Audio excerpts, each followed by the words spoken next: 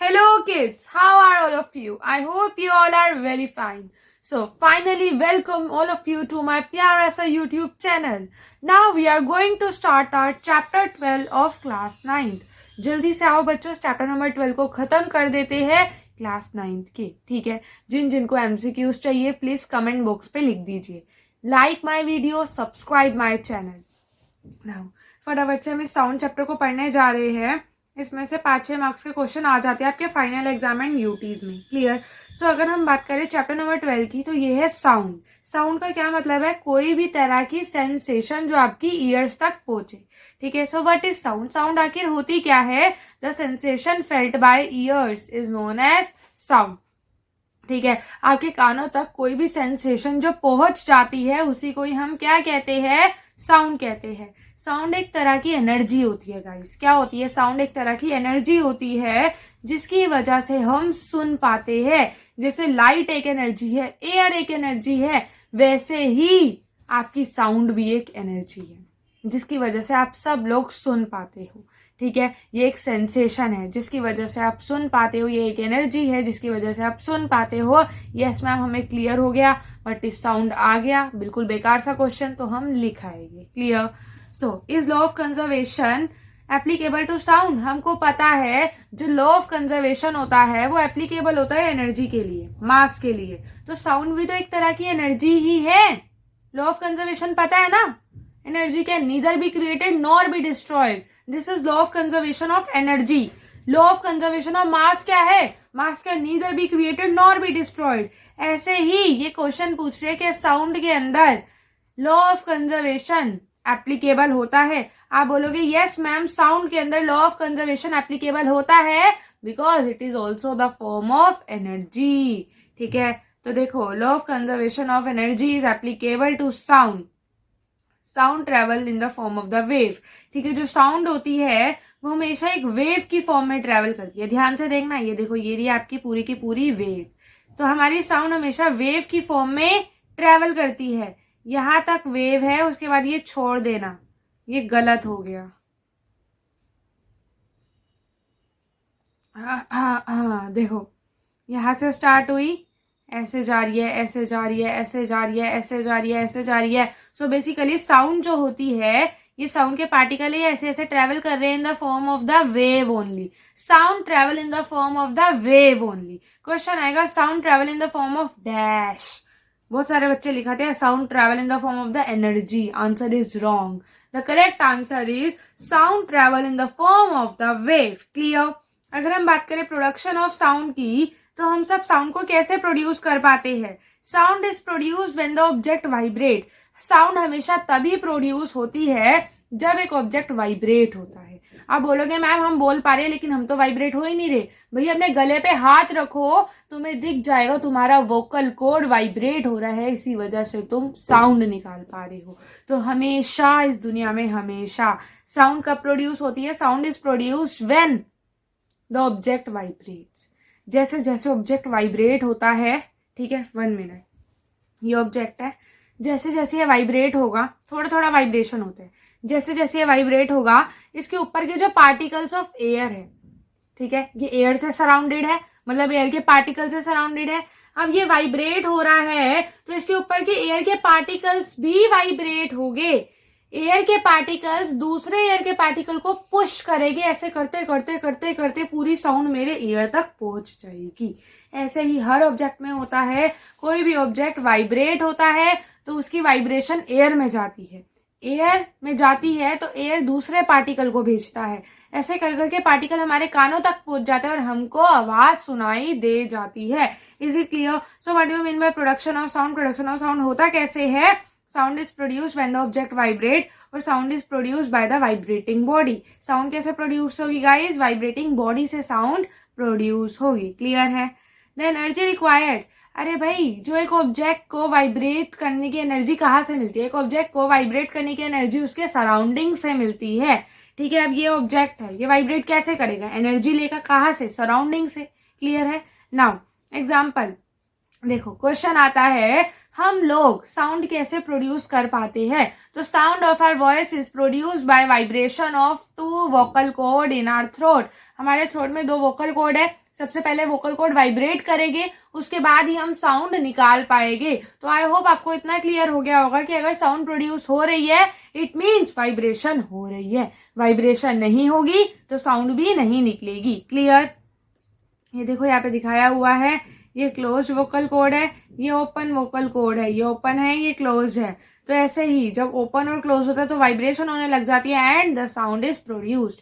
अब ये मेरे बच्चों आपका तबला है, क्या है ये तबला है। क्वेश्चन आएगा कि मैम ये कैसे साउंड प्रोड्यूस करता है। तुम क्या कर रहे हो, गेवली स्टिक से इस तबले की मेम्ब्रेन को मार रहे हो। जब तुम तबले की मेम्ब्रेन को मारोगे तबले की मेम्ब्रेन वाइब्रेट होगी और तुम्हारे पास साउंड आ जाएगी। So sound of the drum or tabla is produced by, oh sorry, this is drum actually, okay. So sound of the drum or tabla is produced by vibration of its membrane. उसकी membrane vibrate कर जाती है जब तुम उसको मारते हो, मतलब स्टक करते हो।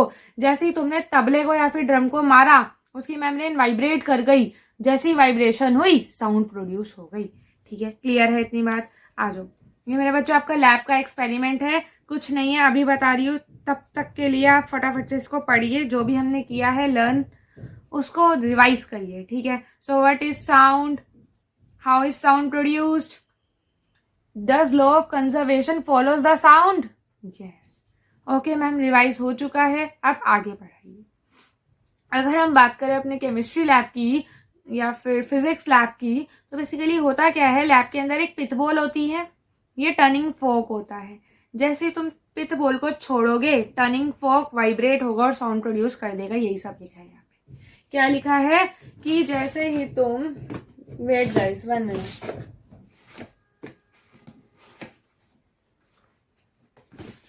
वन मिनट,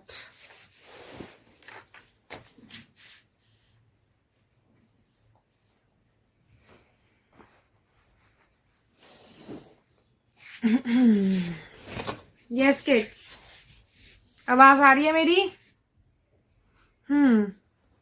तो देखिए ये बोल रहा है जब भी तुम लैब के अंदर जाते हो तो बेसिकली क्या होता है, एक पिथ बॉल होती है, this is your pith ball, this is your turning fork. जैसे ही तुम पिथ बॉल को छोड़ोगे, यहां से तुम पिथ बॉल को छोड़ोगे तो बेसिकली ये पिथ बॉल जो है वो टर्निंग फोक पे आके टकराएगी तो ये टर्निंग फोक वाइब्रेट करेगा। वाइब्रेशन की वजह से तुम्हारे पास क्या आ जाएगी, साउंड आ जाएगी। बात खत्म। क्वेश्चन आता है how is sound produce, sound कैसे कैसे प्रोड्यूस होती है, कौन कौन साउंड को प्रोड्यूस करेगा। तुम बोलोगे सितार साउंड को प्रोड्यूस करता है क्योंकि सितार की मेम्ब्रेन वाइब्रेट होती है।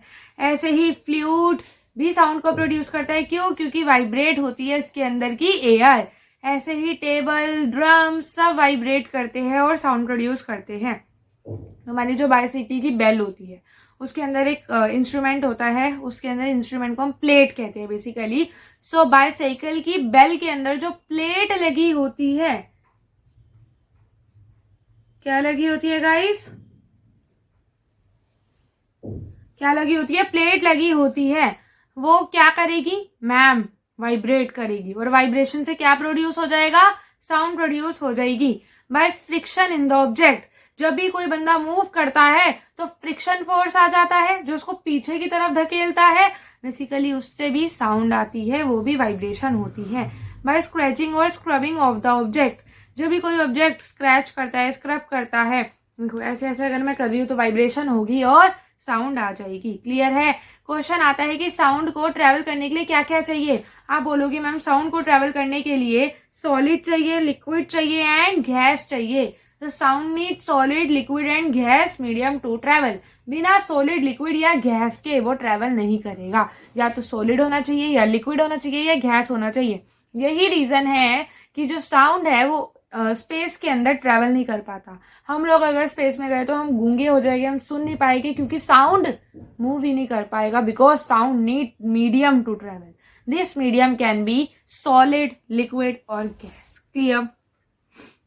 ध्यान से देखना, when the object vibrate then the air particle around it also start vibrating in the exactly same manner and displaced from stable position। जैसे ही ऑब्जेक्ट वाइब्रेट कर रहा है, ये ऑब्जेक्ट वाइब्रेट कर रहा है, इसके ऊपर के जो एयर पार्टिकल है वो भी वाइब्रेट करेंगे और वो एक जगह से दूसरी जगह पे चले जाएंगे, दूसरे पार्टिकल को पुश करेंगे, पुश करते करते कानों तक आ जाएगी सबके और हमको चीजें सुनाई देनी लग जाएगी। Is it clear guys? देखो, these vibrating air particle exert a force on nearby air particle so that they are also displaced from the rest position। ऐसे करते करते एक चीज वाइब्रेट होने लग जाएगी और हमारे कानों तक उसकी आवाज आ जाएगी। It reaches our ears। The disturbance produced by sound travel through the medium। तो इसको हमेशा मीडियम ही चाहिए, बिना मीडियम के आपकी साउंड ट्रेवल नहीं कर पाएगी। क्लियर? वेव क्या होती है मैम? जो साउंड होती है वो वेव की फॉर्म में हमारे तक आती है। तो sound is the form of the wave. तो वेव क्या है? Wave is nothing but the disturbance. Wave एक तरह की डिस्टर्बेंस है जो ट्रेवल करती है एक मीडियम से, ठीक है। और क्या कैरी करती है? एनर्जी को कैरी करती है। देखो ऐसे मैंने की है, जो साउंड आई वो वेव की फॉर्म में मेरे कानों तक आई, ठीक है, वेव की फॉर्म में आई, और ये जो वेव है वो साउंड की एनर्जी है। So basically sound produces wave, और wave is basically carries the energy. So sound travel in wave form, that is why it is known as mechanical wave। So दो तरह की वेव है, mechanical and non-mechanical। Mechanical need medium to travel, non-mechanical do not need medium to travel। So basically sound जो है वो mechanical wave है। क्यों? क्योंकि इसको मीडियम चाहिए। क्या चाहिए गाइज? इसे मीडियम चाहिए। अब आ जाइए कंप्रेशन पे एंड रेयरफेक्शन पे। यहाँ पे ध्यान से देखिए, ये जो टर्निंग फोक है, देखिए, देखो गाइस, यहाँ पे आपको वेव तो दिखेगी नहीं, ऐसे सीधी सीधी लाइनें दिखेगी। ऐसा इसलिए होता है क्योंकि जो वेव होती है वो इतनी छोटी छोटी वेव्स होती है कि अगर आप उसको दूर से देखोगे वो आपको बिल्कुल स्टैंडिंग या फिर स्लैंटिंग लाइंस की तरह दिखेगी। क्लियर? ये देखिए, ऐसे ऐसे वेव होती है, अगर आप इसको दूर से देखते हो तो ये आपको बिल्कुल सीधी ही नजर आती है। क्लियर है guys? Now what do you mean by compression? Compression का क्या मतलब होता है? जैसे एक ऑब्जेक्ट वाइब्रेट करता है, ध्यान से सुनना, जैसे ही एक बॉडी या फिर एक ऑब्जेक्ट वाइब्रेट करता है तो वो अपने ऊपर की एयर को पिचका देता है। जैसे ही एक बॉडी वाइब्रेट करता है तो वो अपने ऊपर की एयर को कंप्रेस कर देता है, पिचका देता है और हाई डेंसिटी, हाई प्रेशर का एरिया बना देता है। इसी को हम कंप्रेशन कहते हैं, जिसको हम सी से डिनोट करते हैं। Is it clear? यहाँ पे भी देखो, आपको एक चीज काली दिखेगी, एक चीज लाइट दिखेगी, एक चीज डार्क, एक चीज लाइट। ऐसा क्यों? क्योंकि मैम हमारी जो वेव है वो दो तरह की है, एक होता है इसमें कंप्रेशन, एक होता है इसमें rarefaction. Is it clear?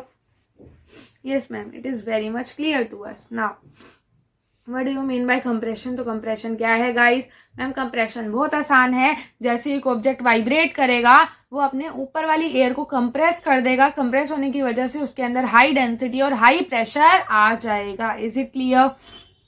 Now compression is part of wave. Compression एक वेव का पार्ट होता है जिसके अंदर जो पार्टिकल्स होते हैं मीडियम के वो बहुत ज्यादा क्लोज होते हैं और हाई प्रेशर में होते हैं।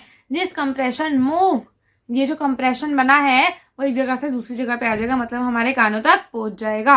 What do you mean bye rarefaction? Rarefaction क्या है? देखो, ये ऑब्जेक्ट जब वाइब्रेट होना स्टार्ट हुआ तो कंप्रेशन हुआ और मेरे कानों तक आवाज पहुंच गई। अब इसको वाइब्रेट होना बंद होना है तो रेयरफेक्शन हो जाएगा। कंप्रेशन में पार्टिकल सी से कंप्रेशन, सी से क्लोज, कंप्रेशन में एयर के पार्टिकल क्लोज रहते थे। रेयरफेक्शन में क्या होता है? जब एक ऑब्जेक्ट वाइब्रेट बैक करता है, क्या करता है? वाइब्रेट बैक, ठीक है, तो लो प्रेशर और लो डेंसिटी का एरिया बन जाता है जिसको हम रेयरफेक्शन कहते हैं। तो ये भी एरिया है वेव का जिसके अंदर particles of the medium are apart from one another forming the low pressure और लो डेंसिटी एरिया। तो when the object vibrate back and forth, the series of compression and rarefaction are formed in the air in the form of the sound wave. तो जब भी vibration होती है, compression भी बनता है और रेयरफेक्शन भी बनता है और हमारे तक आवाज पहुंच जाती है in the form of the sound wave. How propagation of the sound wave occur? कैसे होती है प्रोपेगेशन साउंड वेव की? तो ये कंप्रेशन और रेयरफेक्शन से ही होती है। ठीक है, इतनी बात क्लियर है? बस अब हम आगे का जो चैप्टर है वो नेक्स्ट वीडियो में पढ़ेंगे। तब तक के लिए ओके बाय।